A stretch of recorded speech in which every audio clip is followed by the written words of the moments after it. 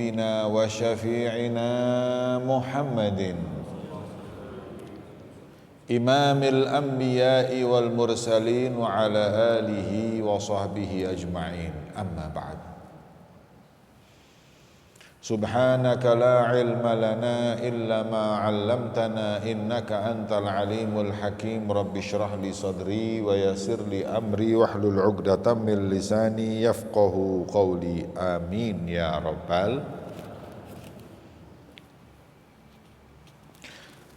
إلى أن قال رضي الله تعالى عنه آداب الtilawah,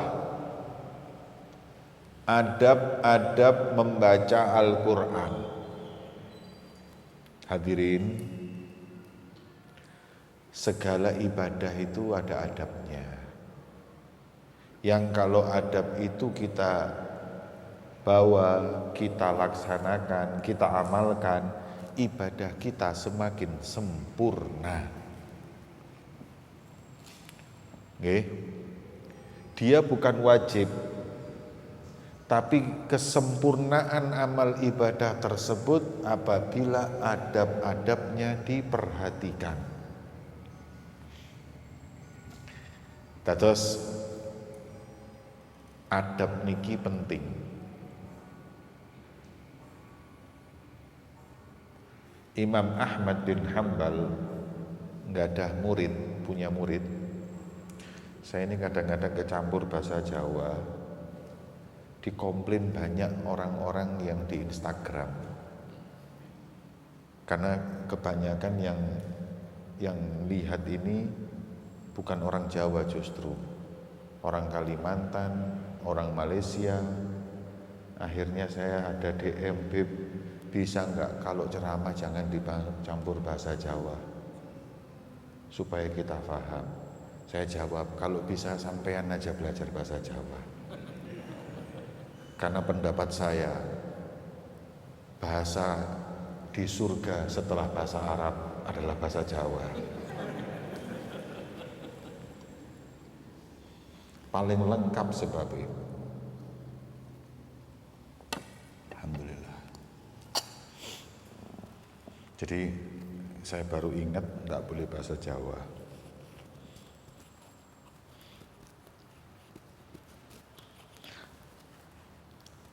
Imam Ahmad bin Hanbal itu punya murid, hadirin.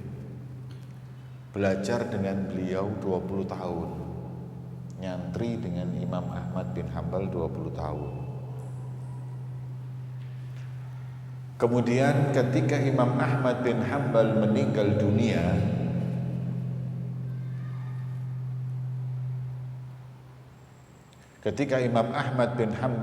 meninggal dunia, si murid ini menyesal. Ditanya, apa penyesalanmu? Aku nyantri, nuntut ilmu dengan Imam Ahmad bin Hanbal 20 tahun. 18 tahun saya belajar adab, 2 tahun saya belajar ilmu. Maka saya menyesal, kenapa enggak 20 tahun semuanya aku belajar adab. Padahal sudah 18 tahun belajar. Makanya segala amal ibadah itu jenengan mesti belajar adab-adabnya. Seperti nyantri thalabul ilim kayak gini, tanya adabnya itu apa. Akhirnya oleh ulama dikarangkan kitab Ta'limu Ta'lim. Ta'lim Muta'alim, terus Mbah Hasyim Asy'ari juga ngarang kitab tentang adabul ta'lim wa muta'alim itu. Adab itu penting. Eman jenengan ngaji tapi tahu-tahu kok yo ngaji tapi kok mboten manfaat ilmu nih, adabnya nggak dibawa. Adab itu nggak wajib, tapi menyempurnakan amal tersebut. Maka itu belajarlah adab setiap amal ibadah yang kita lakukan. Sholat kayak itu, ngaji Quran kayak itu, sodakoh kayak itu. Sodakoh kemarin sudah dikasihkan adabnya bagaimana. Sekarang kita belajar adab tilawatul Quran. Wa'lamu anna litilawah adaban zahiratan wa batinan. Ketahuilah dalam mengaji Al-Quran itu harus pakai adab, ada adab yang lahir, ada adab yang batin. Lahir itu nampak, batin itu hati. Wala yakunul abdu minatalin haqiqah alladzina tazku tilawatuhum wa yakuna minallahi bimakanin hatta yata'addab bitilkal adab. Dan ketahuilah bahwa tidaklah seorang hamba betul-betul menjadi pembaca Al-Quran yang hakikoh, yang bacaannya mengangkat kedudukan dan membersihkan hatinya,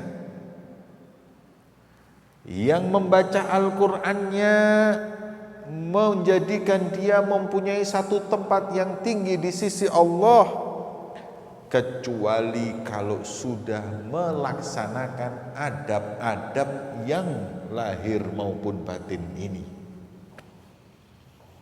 Jadi sudahkah kita pembaca Al-Quran yang hakikat? Sudahkah bacaan Quran kita ini mengangkat derajat kita dan membersihkan hati kita yang sesuai dengan apa yang difirmankan oleh Allah? Kalau kita nggak melaksanakan adab-adab ini nggak bisa. Tapi kalau kita laksanakan, kita akan bisa mencapai pembaca yang hakikat. Wa kullu man qassar fiha lam yatahaqqaq biha lam takmul tilawatuh. Barang siapa yang berkekurangan dalam melaksanakan adab-adab tersebut, barang siapa yang tidak peduli dengan adab-adab tersebut, maka dia tidak akan pernah sampai pada hakikat membaca Al-Quran, tidak sempurna bacaannya.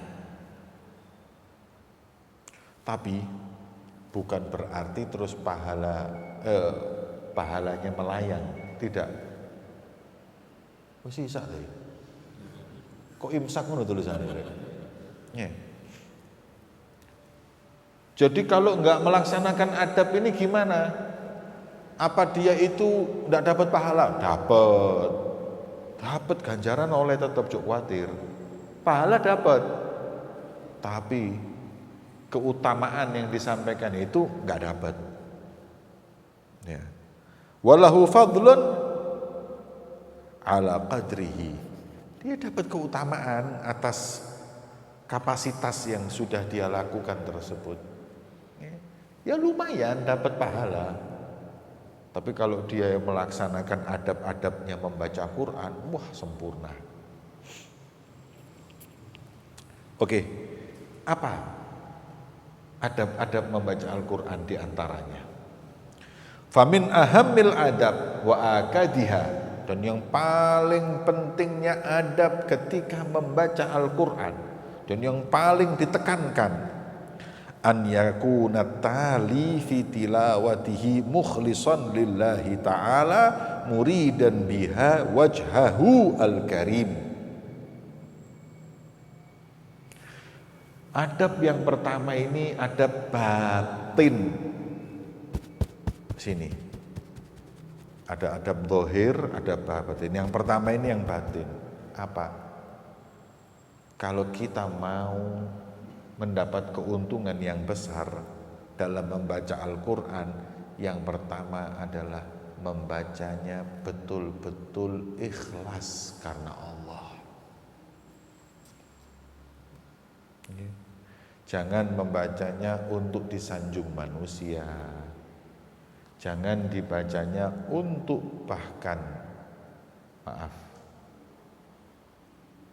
cari harta. Saya salut dengan Mbah Yai Arwani Kudus, Sumerap, tahu? Mbah Yai Arwani ini pondok tahfidz di Jawa Tengah, di Kudus yang mungkin paling besar se-Indonesia mungkin.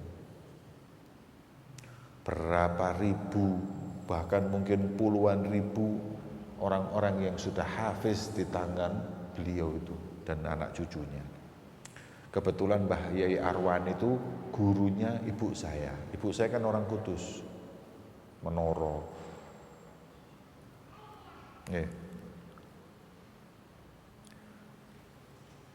Mbah Yai Arwani itu mensyaratkan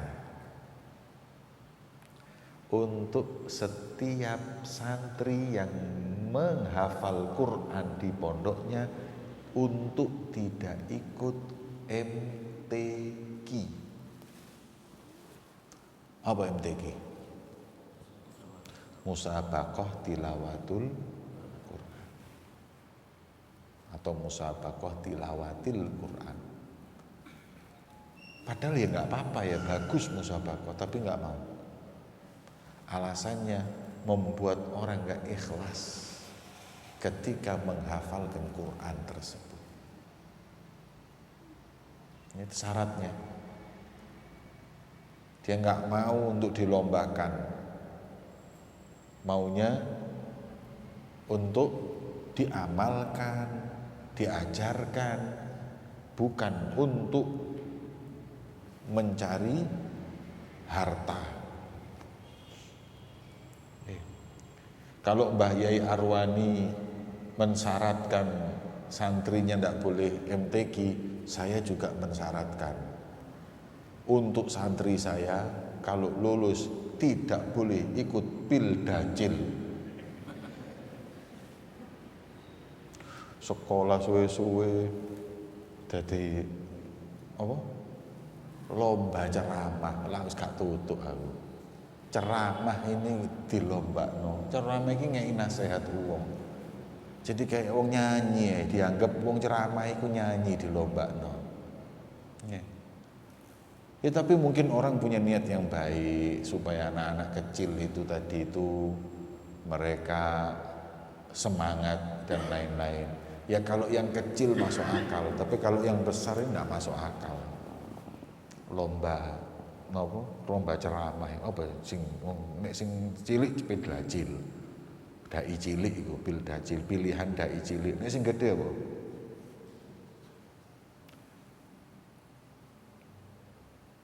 Pildarang. Pilihan dai gerang. Ya.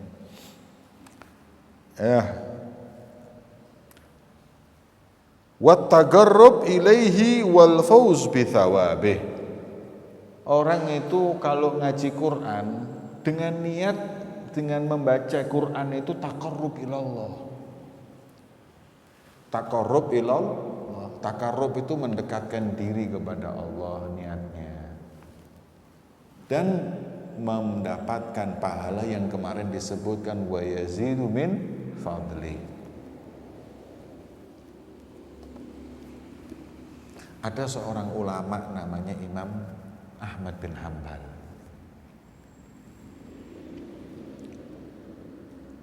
Imam Ahmad bin Hanbal itu hadirin mimpi ketemu Allah 199 kali.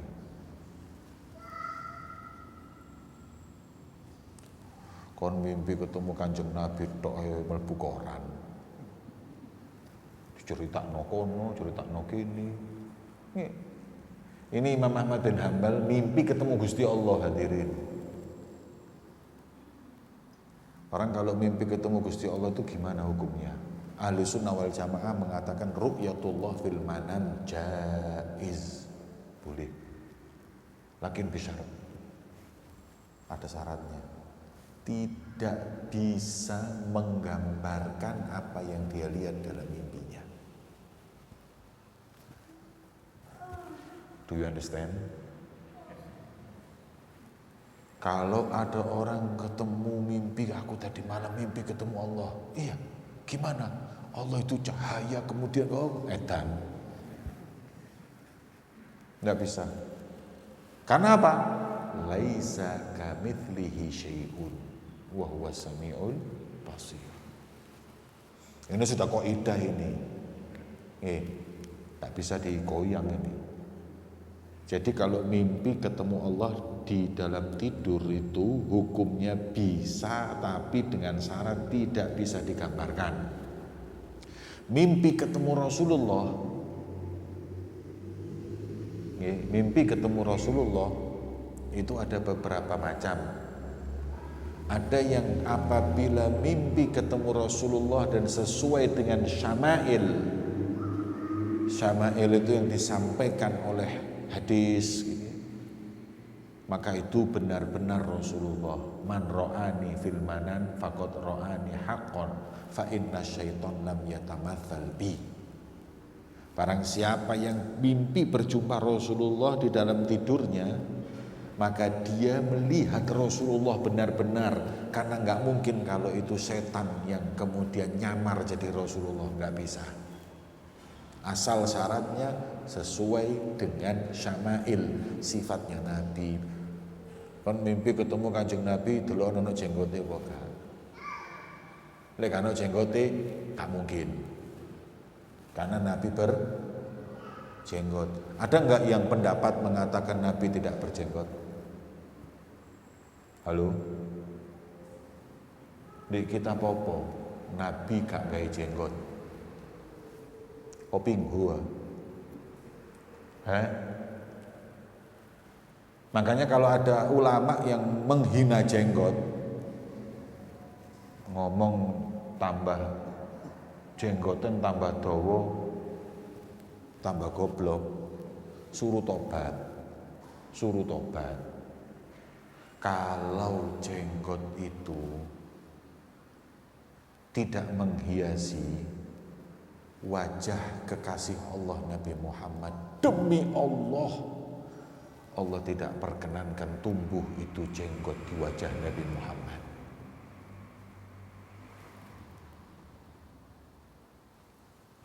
Kalau jenggot itu satu kekurangan, Allah gak akan perkenankan tumbuh satu helai pun di wajah Rasulullah. Paham? Karena Nabi itu sempurna lahir batin. Ya, saya sarankan kalau bicara dipikir, karena manusia itu nanti dilempar ke api neraka jahanam melalui mulutnya. Kemudian ditanya kenapa? Hasoid al-sinatihim. Gara-gara nggak bisa jaga lisannya. Kalau ngilokno wong biasa gak apa-apa, tapi wis urusane mbek Kanjeng Nabi hati-hati. Paham? Kembali kepada ru'yatu Rasulillah fil manam, melihat Rasulullah di dalam tidur. Kalau sesuai dengan berjenggot, putih, rambutnya dawa, tengahnya dibelah, ganteng, bercahaya, badannya ndak gemuk, karena wetenge rek. Rasulullah antara dada dengan perut ini lurus. Jemblung ini wis duduk Rasulullah iku wis. Kon ngomong jembung ndelok aku apa sih rek? Wis diet lho aku iki. Rasulullah kalau berdiri gitu, waduh istimewa, ganteng. Nah, kalau Anda mimpinya seperti itu betul Rasulullah, dan tidak mungkin setan itu. Satu. Yang kedua, mimpi ketemu Rasulullah, tapi wajahnya bukan wajah Rasulullah, hadirin. Ngapunten nggih. Sampai mimpi ketemu Rasulullah, tapi wajahnya Kiai Suyuti Dahlan.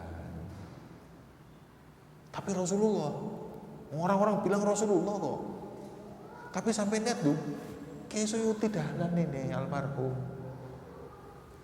Sampai mimpi Rasulullah, Tapi sampai tidak lihat wajahnya Rasulullah, lihat wajahnya Habib Abdullah bin Fiqih. Nih, gimana itu? Yang Anda lihat tetap Rasulullah. Hanya kadang Rasulullah menampakkan wajahnya ke seorang yang dicintainya.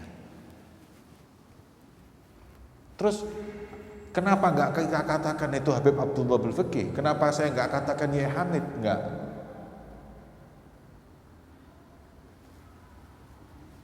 Karena dalam mimpi itu ada korinah. Korinah. Ada korinah itu pertanda apa? Orang kerumunan, Rasulullah datang, Rasulullah datang, Rasulullah datang.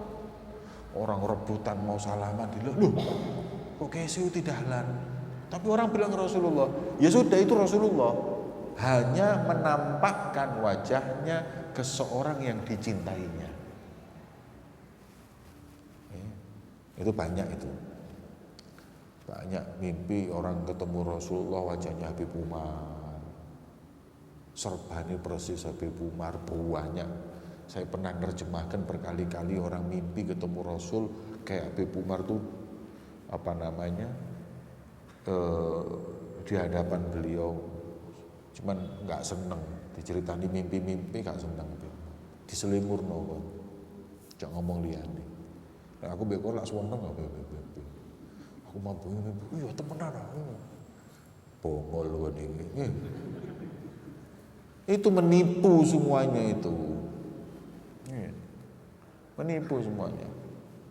Saya pernah di pengajian gini nih, ada satu belakang itu berdiri hadirin. Assalamualaikum Habib Jamal. Waalaikumsalam. Habib, tadi malam saya mimpi ketemu Rasulullah dan kata beliau kirim salam sama panjenengan. Wala hebat arek. Itu mestinya direkam di lepon YouTube itu. Saya terkenal.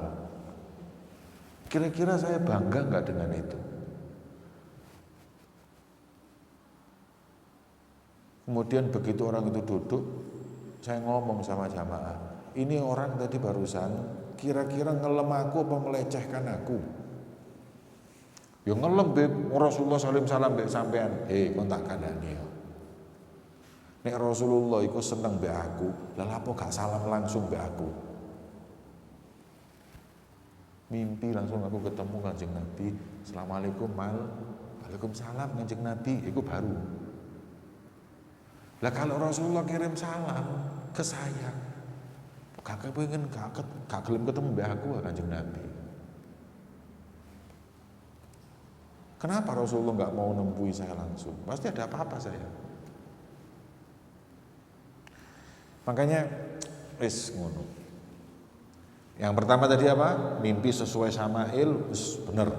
Mimpi gak sesuai Syama'il tapi mirip orang soleh, bener. Dan itu menunjukkan kecintaan Nabi kepada orang tersebut. Yang ketiga, mimpi tidak mirip siapapun. Ini bisa jadi adalah bukan impian yang benar. Gak seperti Syama'il, gak seperti orang soleh. Kalau gak salah ini ada di mana? Di kitabnya Yusuf Nabhani, Syekh Yusuf Nabhani. Kemudian mimpi ketemu Gusti Allah. Wah, ini kelas top ini. Imam Ahmad bin Hanbal mimpi ketemu Kanjeng Gusti Allah 99 kali. Sampai akhirnya dia berjanji apabila diberi kesempatan untuk mimpi yang ke-100 kali, kurang satu, dia ingin mengajukan pertanyaan kepada Allah. Saya siapkan pertanyaan kepada Allah. Apa kira-kira pertanyaannya Imam Ahmad bin Hanbal? Mimpilah akhirnya Imam Ahmad bin Hanbal ketemu Gusti Allah.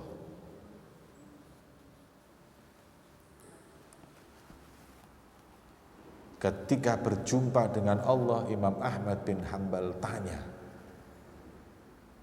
"Ya Rabb, bi ayyi syai'in yataqarrabu ilaika al-mutaqarribun. Ya Allah, para wali-wali itu mendekatkan diri kepadamu dengan amalan apa? Amalan yang kalau aku lakukan, aku bisa mendekatkan diriku kepadamu sebagaimana para muqarrabin, mereka dekat denganmu. Amalannya apa? Zikir, ngaji, sedekah, atau apa? Yang paling banyak menyampaikan orang dekat denganmu. Jawaban Gusti Allah, bitilawati kalami ya Ahmad. Mereka mendekatkan dirinya kepadaku karena mereka membaca kalamku, yaitu membaca Al-Quran. Paham? Seneng Imam Ahmad bin Hanbal, baca Quran. Tapi nanti dulu, Imam Ahmad bin Hanbal itu faqih, ngerti ilmu fikih.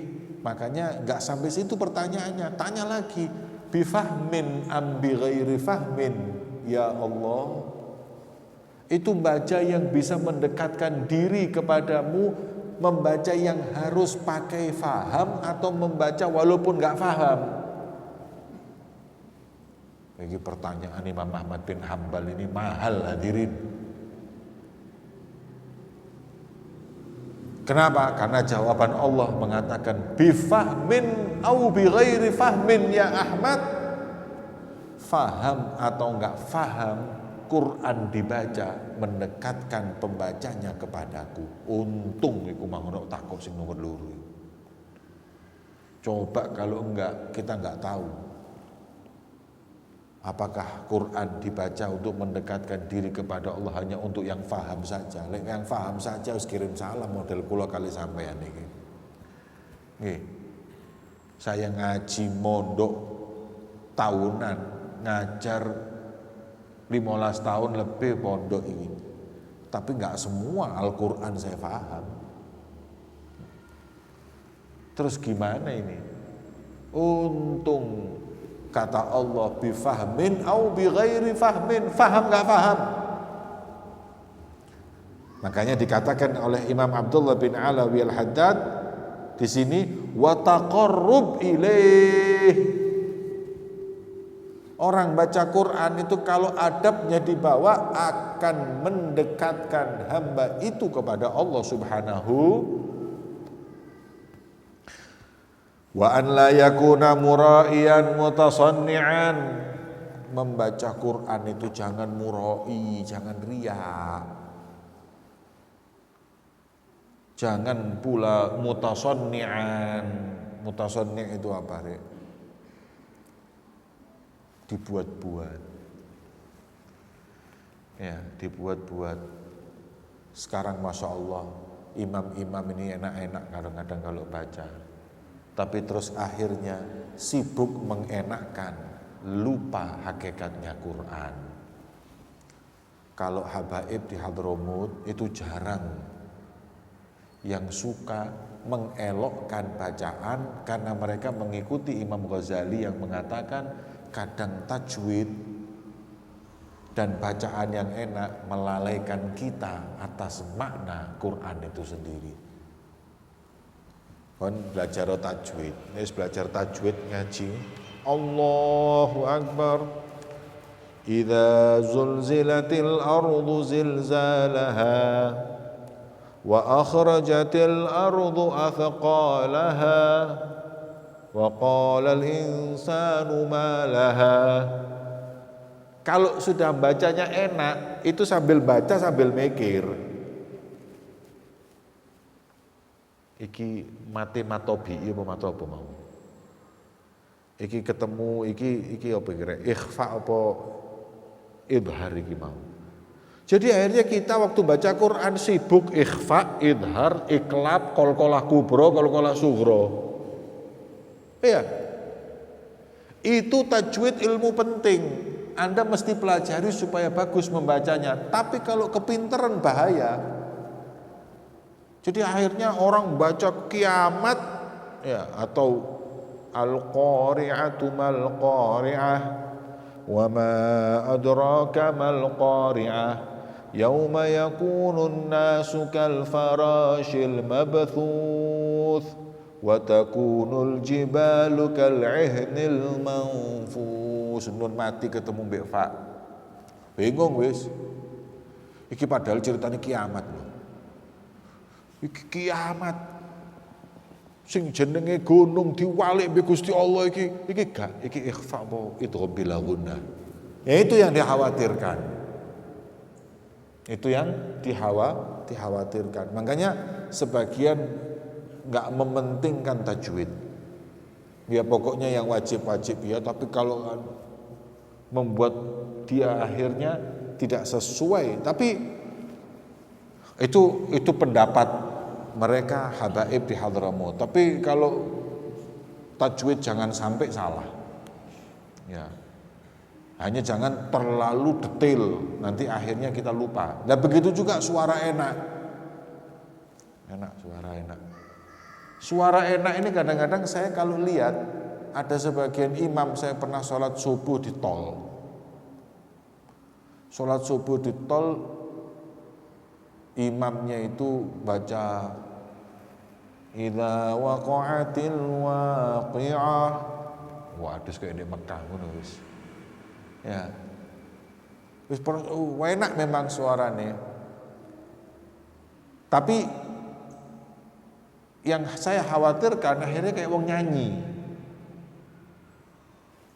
Tapi memang Rasulullah mengisyaratkan apa?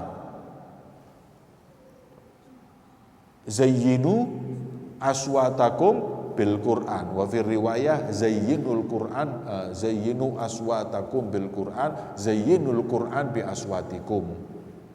Ya. Yakni hiaslah Al-Qur'an itu dengan suaramu. Karena Rasulullah juga sering sahabat yang suaranya enak disuruh ngaji Quran. Ya. Maknanya jangan sampai batasan kepada riya dan tasonnu'. Tasonnu' itu gai-gai.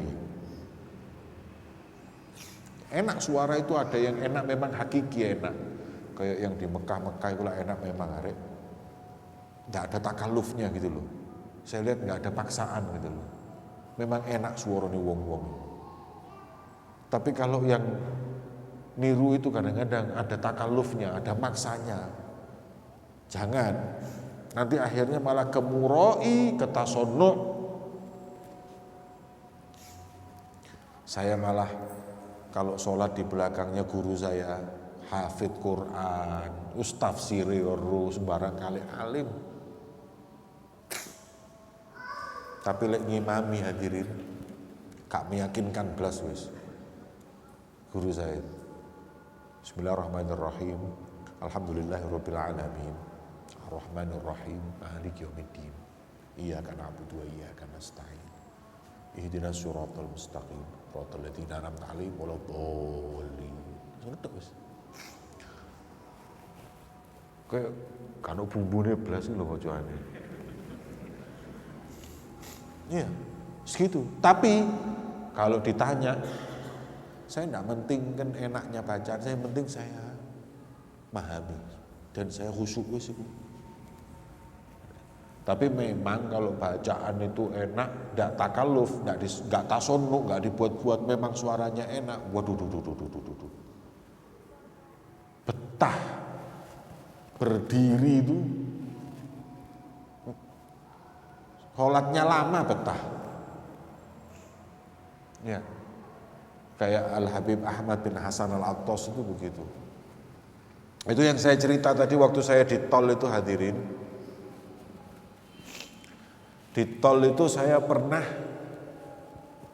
ini ono adzan di sini. Oh. Adzan Malang apa Masjidil Haram Mekah. Ya. Kemudian saya waktu sholat itu imamnya Masya Allah baca idza waqa'atil waqi'ah. Idza waqa'atil waqi'ah. Enak suaranya tapi ya enak digawe-gawe. Tapi lumayan, masjid lumayan bisa khusyuk. Begitu rakaat kedua, mari maca Fatihah, ono handphone muni.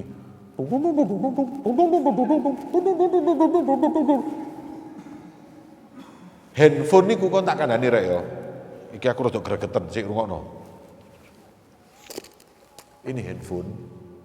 Kalau sampean sholat, muni di telepon, patenono. Lho Beb kan batal lah. Siapa yang bilang batal? Nek mbok trimo batal. Nunduk, sing tak larek aku sing sembayang, mari ngene teleponen maneh, dah kon iki. Iku batal. Tapi kalau Anda matikan nggak batal. Ya, Anda sekarang sholat, tengah-tengah sholat, langsung mateno. Karena sampai ganggu sak masjid. Ini hadirin sak masjid kacau kabeh. Sampai imamnya dilihat keadaan seperti itu, loh bunyinya itu bukan di rakaat kedua, maaf, di rakaat pertama di akhir. Sampai sholat subuh ini, rakaat kedua imamnya baca Fatihah wis gak khusyuk. Akhirnya yang kedua baca qul huwallahu ahad. Pikire daripada dawa-dawa, iku tunanun. Aku sing wedi ku lek imame kebawa iku lho. Ambek pocoan iku mau. Alhamdulillah rabbil alamin arrahmanir rahim maliki yaumiddin ya kana. Lak medeni alek ngono. Gara-gara handphone muni iku mau. Wedi aku lek ngono, tapi untung enggak. Imamnya langsung baca qul huwallahu ahad, diputus cepet. Selesai. Assalamualaikum, assalamualaikum. Sak masjid. Sing paling mangkel aku. Karena saya gini, ini kan handphone dipegang dia di rakaat pertama sampai rakaat kedua. Kalau handphone itu taruh di bawah, mungkin lah saya taruh di bawah gini pas sholat gini, tahu-tahu bunyi. Ya apa corona logo kan nggak mungkin lah. Tapi kan sudah turun, sudah naik. Jadi handphone itu ceritanya ditaruh di kantong, tapi dia itu menyangka kalau dia harus ngambil gini, matikan batal sholatnya. Tak parah nih be aku. Masjidnya gede tuh kok iki. Di tol itu saya masih ingat. Jawa Tengah, mas. Terus kudu ngamuk karena sak masjid lihat, mas. Lain kali matikan nggak apa-apa, sholat jenengan nggak batal. Batal itu lek kon terima telepon, itu baru batal. Karena nggak terima telepon kok batal. Maka apa namanya dia nggak ngerti, ya kesian. Batal itu kan kalau kita itu 3 gerak kan lebih, kalau stilu tok. Siji, loro. Ini kan tidak dihitung. 1, 2, berhenti. Nah, kalau seumpamanya sudah hampir 3 kali, 2 berhenti dulu. Terus balikkan lagi. Ada apa namanya? Ada YouTube atau WA video yang menyebar orang Malaysia tengah-tengah sholat buka HP terus ditutup gini, viral. Ya apa Ustadz ini? Kenapa Ustadz ini? Diwara jawab WA di tengah-tengah sholat, pas di mihrab lagi hadirin. Jadi TV-nya ini di mihrab. Jadi dia gini. Kalau saya yang maaf, yang bodoh yang komen, belum tentu dia buka HP itu jawab WA. Bisa jadi dia itu lihat Quran, dia lupa ayat. Ini saya ada Quran di sini, saya kadang-kadang kalau pas ngimami lupa ayat. Habis ini apa ya? Saya buka sudah, seret tak delok. Ini kan enggak masalah, gini ini enggak masalah, saya lihat. Oh iya ini. Sak balik nawane. Enggak apa-apa. Nggih. Asal cuk WA-ne di WA ujubmu kok sembahyang. Aku sih sembahyang. Mari ini WA maneh. Ya.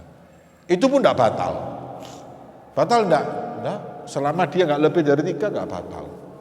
Hanyalah nanti belajar masalah adab. Gimana Anda lagi berhadapan sama Allah? Jawabi WA ini kendaanmu itu lho apa ini. Ini bab apa? Bab adab kurang. Jadi seperti itu.